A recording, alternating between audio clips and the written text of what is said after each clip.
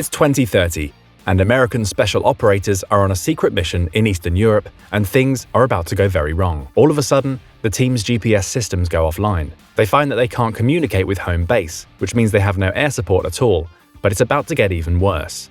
The operators soon discover that it's not just their GPS that's not working, it's the satellites themselves.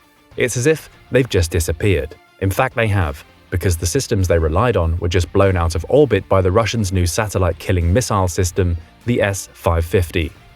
But how likely is this scenario? Will the S-550 really pose such a serious problem to the US and NATO forces the way Russia is claiming it will? On November 9, 2021, Russia announced the development of its S-550 air defense system, and a little over a month later, according to its military sources, Russia successfully tested this system. The S-550 has its basis in the S-500 Prometheus, another new defensive missile system tasked with shooting down enemy ballistic missiles and aircraft. Supposedly, that includes the United States' fifth-generation fighters, the F-22 and F-35, and its upcoming B-21 Raider bomber. The S-550 would complement the S-500 by covering a different kind of mission, an arguably even more sensitive one. While the S-500 is designed to track and destroy targets in the skies, the S-550 system is designed to reach targets even higher up. Its mission is specifically to defend Russia against objects in space, and the Russian news agency RIA Novosti has claimed that the S-550 would have ranges an order of magnitude higher than the American THAAD and Aegis missile defense systems with their SM-3 Block 2B missiles. According to the Polish Warsaw Institute, a think tank which monitors the Russian military, the S-550 will be tasked with intercepting incoming ICBMs and knocking out enemy satellites. And supposedly, the S-550 is even capable of hitting hypersonic targets tens of thousands of kilometers high. The supposed introduction of the S-550 into active service in late 2021 came after a series of reportedly successful tests.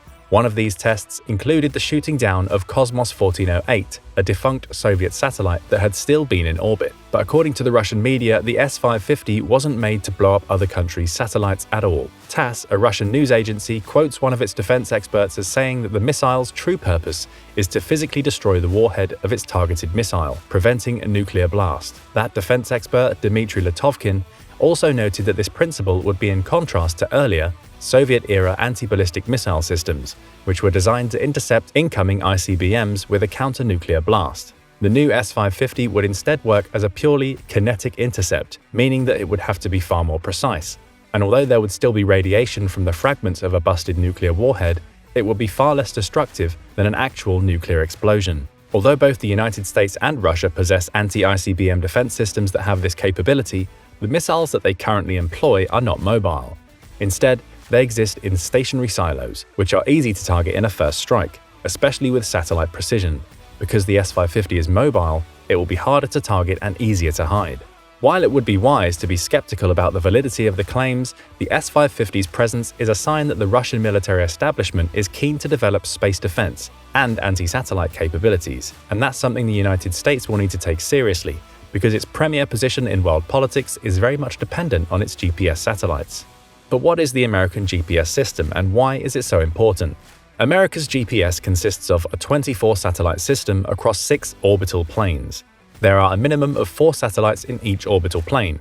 Ever since Operation Desert Storm against Saddam Hussein's Iraq in 1991, the United States has used the GPS system to devastating effect, giving it a distinct edge in military operations. GPS served as an advantageous navigational aid in the otherwise uniform sands of the Arabian Desert during the Gulf War. The conflict also saw the first use of GPS-guided JDAM bombs, about 5,500 in total, or approximately 25% of the amount of munitions dropped in the conflict.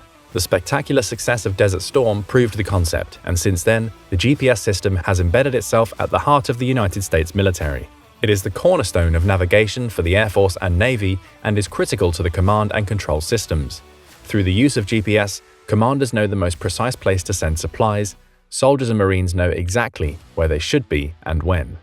Many of the United States military weapons also rely on the GPS system, and not just the famous JDAM bombs. Precision-guided artillery like the 155mm M9A2 Excalibur artillery shell is a GPS-guided munition that gives the US Army and Marines the ability to put deadly accurate precision artillery strikes on targets up to 25 miles away with minimal risk of friendly fire or collateral damage. A GPS-guided mortar round, the 120mm roll control guided mortar, is also under development, suggesting that the US military doctrine will further emphasize precision-guided artillery in the future. In the absence of the GPS satellite system, none of these weapons will work, and American and Allied forces could take a nasty surprise on the battlefield should they suffer sudden loss of such a capability. However, the GPS system's importance has extended beyond military affairs since it came online in the 1990s. Like many technologies before it, the GPS system moved from the military to civilian spheres and has since become an indispensable part of the US economy and everyday life for Americans. And it isn't just the military that a satellite-killing system like the S-550 could wreak havoc on. The importance of the GPS system to everyday life extends far beyond its use as a navigational aid in all modern cars. The satellites are used in such diverse fields as civil aviation, banking and financial markets, power grids, agriculture, and communications, to name a few, and their loss would cause significant damage to the US economy and potentially create social unrest. The United States has recently invested in a more modern GPS constellation, with improved resistance against jamming and other forms of electronic warfare. However, that ability would be of little use if the satellites get knocked out of the sky by a missile barrage. The damage to both America's warfighting capability and the home front would be significant should the GPS satellites go down, which is why America's military observers are closely watching the development of systems like the S-550. The reported anti-ICBM component of the S-550 would be of equal concern to the United States. For decades, the knowledge and doctrine of mutually assured destruction, or MAD, has prevented the use of nuclear weapons and great power confrontation in general. A missile system that would be capable of reliably shooting down ICBMs and then hiding from retaliation would naturally poke holes in MAD, providing more opportunities for Russia to behave badly on the international stage. Vladimir Putin has not been hesitant to use nuclear threats during the war in Ukraine, even if only vaguely, and such saber-rattling would naturally grow with a reliable mobile anti-ICBM system. And the prospect of a system like the S-550 only gets scarier in others' hands. Russia has a history of selling or threatening to sell its missile systems abroad. Prior to its invasion of Ukraine in February 2022, Russia threatened to sell some of its more established missile defense systems to allied countries, including Belarus, whose territory it used to attack the Ukraine capital Kyiv during the opening phase of the war. Vladimir Putin also reportedly discussed the S-550 and the related S-500 during his December 2021 trip to India, a country that has had a long-standing missile defense relationship with Russia. In particular, India struck a deal with Russia in 2018 for the S-400 missile system, which has prompted talks of sanctions from the otherwise friendly United States. The United States has also threatened to sanction NATO ally Turkey for its use of the same system. If the S-550 is as capable as the Russians claim it is, sales of the system to other countries could further threaten American satellites or undermine nuclear deterrence. That Russia has many relationships to use as a basis for sales abroad also must be a point of concern for American policymakers.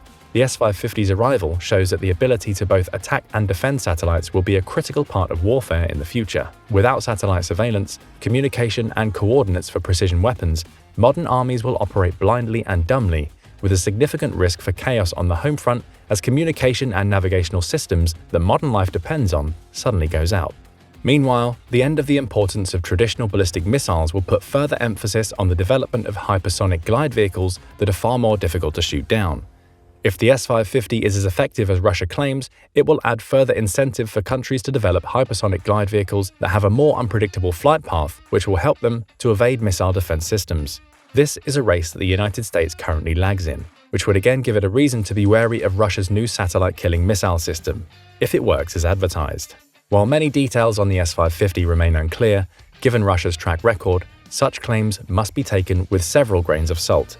What is clear is that the entrance of this missile system is a sign that Vladimir Putin is serious about his emphasis on new satellite-killing missile weapons, and that the age of satellite surveillance and precision will increasingly come under threat by next-generation missile systems. And if nothing else, the S-550 missile system is interesting for what it means, rather than what it is currently capable of doing. It lets us peer into the future of deterrence, warfare, and international relations. Space will be a premier field of power projection and diplomatic brinksmanship in the second quarter of the 21st century, and the ability to project power in the final frontier will be a key component of hard power. The arrival of the satellite-killing S-550 shows that the new space race has already begun.